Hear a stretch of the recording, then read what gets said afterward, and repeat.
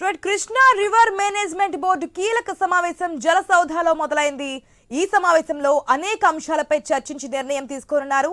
ఉమ్మడి ఆంధ్రప్రదేశ్ కు కృష్ణా జలాల్లో కేటాయించిన 811 టీఎంసీల్లో ఏపీకి 512, తెలంగాణకు 299 టీఎంసీలు తీసుకునేలా 2015వ సంవత్సరంలో టెంపరరీ వర్కింగ్ అగ్రిమెంట్ చేసుకున్నారు. అయితే ట్రిబ్యునల్ నీటి కేటాయింపులు తేల్చే వరకు కూడా కృష్ణా జిల్లాలో 50% వాటా ఇవ్వాలని తెలంగాణ పట్టుబడుతోంది. ఈ నేపథ్యంలో నిర్వహిస్తున్న సమావేశంలో కాంగ్రెస్ ప్రభుత్వం 50% వాటా కోసం ఎలాంటి ప్రయత్నాలు చేస్తుందో తేలనుంది. ఇక ఉమ్మడి ప్రాజెక్టులైన శ్రీశైలం, నాగార్జున సాగర్ తో పాటు వాటి అవుట్లెట్ల నిర్వహణను బోర్డుకి అప్పగించాలని జారీ చేసిన జ్యూరిస్డిక్షన్ పైన చర్చించి నిర్ణయం తీసుకోనున్నారు. రెండో దశ టెలిమెట్రీ స్టేషన్ల ఏర్పాటుపై కూడా చర్చించనున్నారు. కృష్ణా రివర్ మేనేజ్మెంట్ బోర్డు కీలక సమావేశం జలసౌధలో మొదలైంది. ఈ సమావేశంలో అనేక అంశాలపై చర్చించి నిర్ణయం తీసుకోబోతున్నారు. ఉమ్మడి ఆంధ్రప్రదేశ్ కు కృష్ణా జిల్లాలో కేటాయించిన 811 టీఎంసీల్లో ఏపీకి 512, అదేవిధంగా తెలంగాణకు 299 టీఎంసీలు తీసుకునేలా ఎక్కడో 2015లో అయితే అగ్రిమెంట్ చేసుకున్నారు. మరి ఇప్పుడు ఎటువంటి డిమాండ్స్ ఉన్నాయి? తెలంగాణ నుంచి కొన్ని డిమాండ్స్ వినిపిస్తున్నాయి, ఏపీ నుంచి కొన్ని డిమాండ్స్ వినిపిస్తున్నాయి. మరి ఈ రోజు సమావేశంలో ఎంతవరకు క్లారిటీ వచ్చే అవకాశం ఉంది తెలుసుకుందాం. న్యూస్ రూమ్ నుంచి మా ప్రతినిధి స్వామి సిద్ధంగా ఉన్నారు. గుడ్ ఆఫ్టర్నూన్ స్వామి.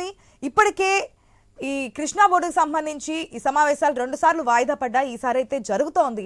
మరి తెలంగాణ కొన్ని డిమాండ్స్ ముందు పెడుతోంది, ఏపీ కొన్ని డిమాండ్స్ ముందు పెడుతూ వీటన్నిటికీ కూడా క్లారిటీ వచ్చే అవకాశం ఉందా?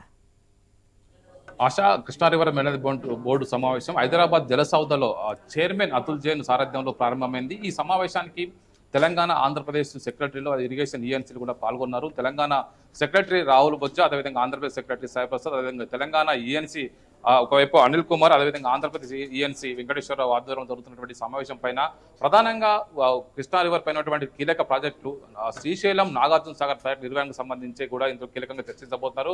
ఒకవైపు 2 రాష్ట్రాల మధ్య పలు సందర్భాల్లో భద్రతాపరమైన సమస్య తలెత్తడం కూడా ఈసారి ఈ సమావేశంలో వాటిని పరిష్కరించుకోవాలని చెప్పేసి 2 ప్రభుత్వాలు కూడా భావిస్తున్నాయి. రివర్ మేనేజ్మెంట్ బోర్డు సంబంధించి అతుల్ జైన్ సారథ్యంలో జరుగుతున్నటువంటి ఈ సమావేశంలో ఇప్పటికే 2015లో ఆంధ్రప్రదేశ్ ముఖ్యమంత్రి, అప్పటి ముఖ్యమంత్రి, ఇప్పుడు కొనసాగుతున్నటువంటి చంద్రబాబు నాయుడు, అదేవిధంగా అప్పటి తెలంగాణ ముఖ్యమంత్రి కేసీఆర్ సమక్షంలో అపెక్స్ బోర్డు సమావేశంలో 811 టీఎంసీల మొత్తం కృష్ణా రివర్ వాటర్లో 512 టీఎంసీలు ఆంధ్రప్రదేశ్కు, 299 టీఎంసీలు తెలంగాణకు సర్దుబాటు చేసుకున్నారు. వీటికి సంబంధించి తెలంగాణకు దాదాపు 50% వాటర్ రావాలి. ప్రపంచవ్యాప్తంగా నదీ జలాల సహజ న్యాయ సూత్రాల ప్రకారం 50% పైగా తెలంగాణ వాటర్ అంతా కూడా ఇక్కడ ప్రవర్తిస్తుంది. కాబట్టి తెలంగాణకు 50% వాటర్ రావాలని చెప్పేసి కూడా తెలంగాణ ప్రభుత్వం ఇప్పటికే డిమాండ్ చేస్తుంది. దీనికి సంబంధించి ఒకవైపు ఇలా డిమాండ్ చేస్తూనే మరోవైపు 2 రాష్ట్రాలకు సంబంధించినటువంటి ప్రాజెక్టులపైన ఇప్పటికే శ్రీశైలం ప్రాజెక్టును ఆంధ్రప్రదేశ్ పూర్తిగా నిర్వహిస్తున్న నేపథ్యంలో తెలంగాణ పరిధిలో ఉన్నటువంటి నాగార్జున సాగర్ ప్రాజెక్టు కూడా తెలంగాణకు పూర్తిగా అప్పగించాలని చెప్పేసి తెలంగాణ ప్రభుత్వం డిమాండ్ చేస్తుంది.